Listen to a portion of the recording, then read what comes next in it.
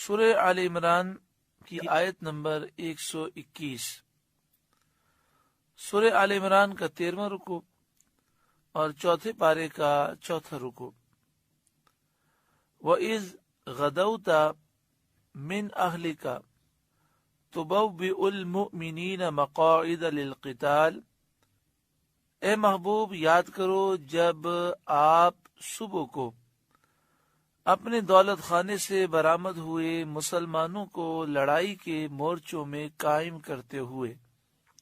وَإِذْ اور یاد کرو جب غدوتا آپ صبح سویرے نکلے، من اہل کا اپنے گھر سے، تبوئ المؤمنین آپ مومنوں کو قائم کر رہے تھے، مقاعد للقتال لڑائی کے مورچوں پر، واللہ سمیع علیم اور اللہ سننے والا علم والا ہے۔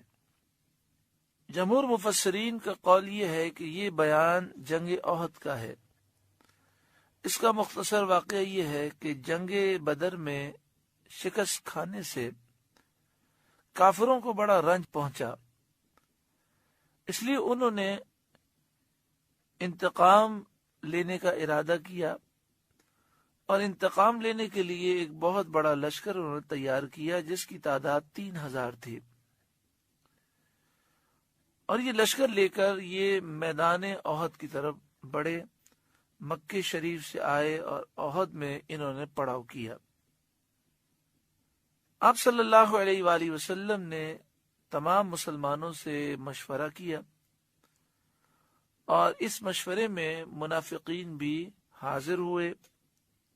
عبداللہ بن ابی جو منافقوں کا سردار تھا، اس کو بھی بلایا گیا۔ ابھی تک مسلمانوں کے سامنے اس کی منافقت ظاہر نہیں ہوئی تھی۔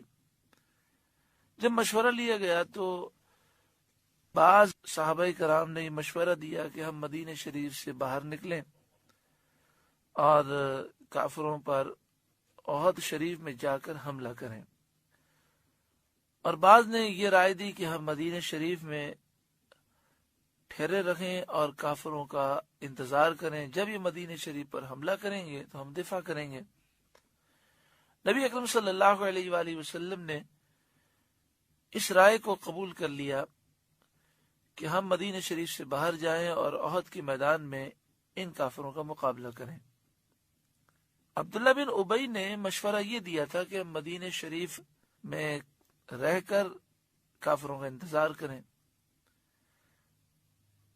اب جب اس کا مشورہ قبول نہ کیا گیا تو اس نے فتنہ اور فساد شروع کر دیا، اور 300 منافقین کو اس بات پر تیار کیا کہ ہم جاتے ہیں احد کے میدان میں پہنچیں گے، اور جب جنگ شروع ہوگی تو میدان چھوڑ کر بھاگ جائیں گے، تو ہمیں دیکھ کر مسلمان بھی بھاگیں گے اور اس طرح انہیں شکست ہو جائے گی۔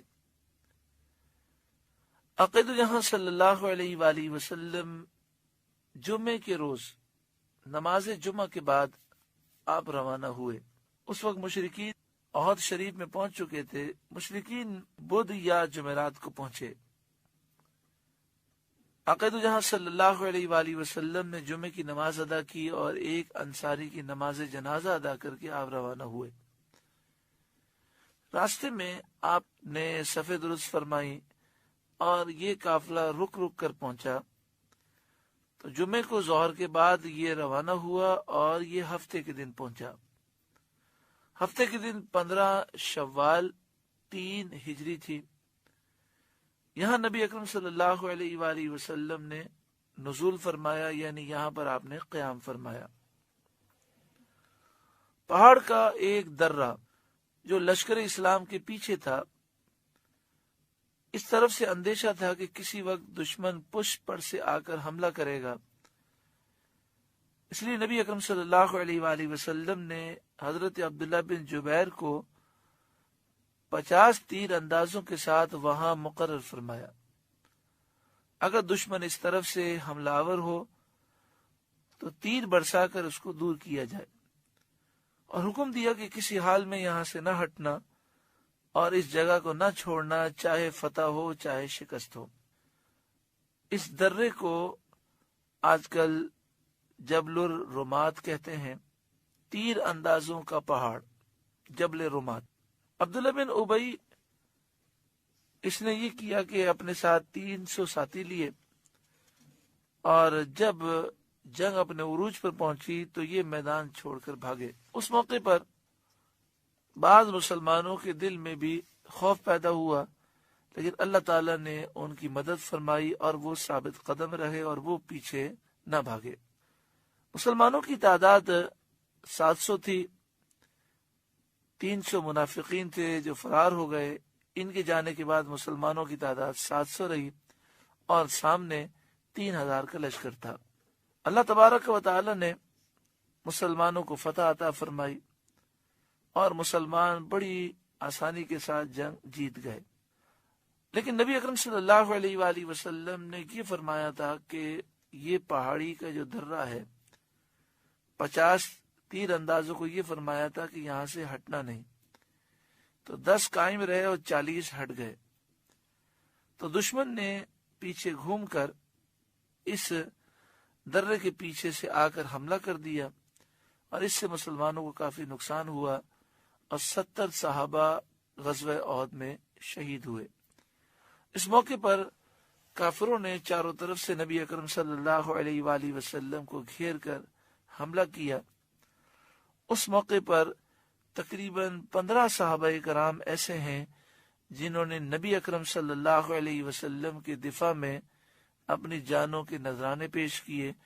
چاروں طرف وہ رسول اللہ کے گرد کھڑے ہو گئے اور تیر اور تلوار کے وار انہوں نے اپنے سینے پر، اپنے ہاتھوں پر لیے۔ اس میں حضرت زیاد بن سکن بھی ہیں، حضرت طلحہ بھی ہیں اور دیگر کئی صحابہ ہیں۔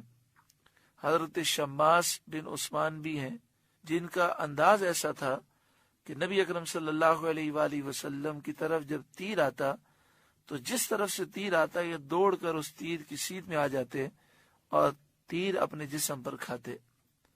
اللہ تعالیٰ نے انہیں اتنا بلند درجہ عطا فرمایا کہ احد کے میدان میں سید الشہداء کے ساتھ آپ کی قبر شریف ہے، حضرت شماس بن عثمان، اور نبی اکرم صلی اللہ علیہ وآلہ وسلم نے ان کی نماز جنازہ ادا نہ فرمائی، اور اس کی وجہ یہ بیان کی گئی کہ نماز جنازہ ادا کی جاتی ہے تو اس سے مغفرت ہوتی ہے، اور اگر کسی کی مغفرت ہو چکی ہو اور نماز جنازہ پڑھیں تو اس کے درجات بلند ہوتے ہیں۔ ان کے متعلق فرمایا گیا کہ حضور کا دفاع کرنے کی وجہ سے اللہ نے ان کو سب سے بلند درجہ دے دیا، لہذا ان پر نماز جنازے کی حاجت نہ رہی۔ اس آیت کریمہ میں غزوہ احد شریف کا ذکر ہے۔ ارشاد فرمایا وَإِذْ غَدَوْتَ مِنْ أَهْلِكَ تُبَوِّئُ الْمُؤْمِنِينَ مَقَاعِدَ لِلْقِتَالِ، اور یاد کرو جب اے محبوب صبح کو آپ اپنے دولت خانے سے برآمد ہوئے مسلمانوں کو لڑائی کے مورچوں پر قائم کرتے ہوئے، واللہ سمیع علیم، اور اللہ سننے والا جاننے والا ہے۔